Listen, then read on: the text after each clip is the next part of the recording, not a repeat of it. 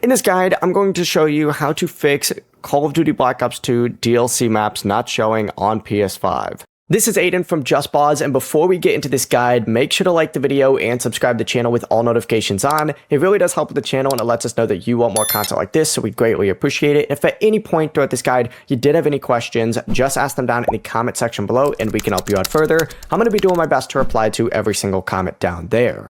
First things first, go ahead and highlight Call of Duty Black Ops 2 on the home screen and press the options button on it, just like so. It's going to pop up with a page that looks like this.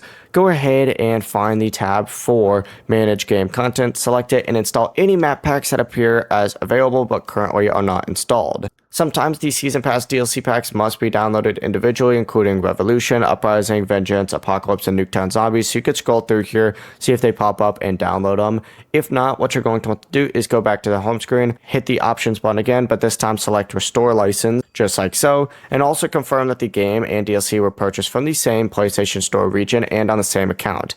If they're still not appearing, delete and install the affected DLC pack, and then check the multiplayer or zombies map selection again. Before you do leave, make sure to like the video and subscribe to the channel with all notifications on. It really does help with the channel and it lets us know that you want more content like this. We'd greatly appreciate it. And if at any point throughout this guide you did have any questions, just ask them down in the comment section below and we can help you out further. I'm going to be doing my best to reply to every single comment down there. Peace.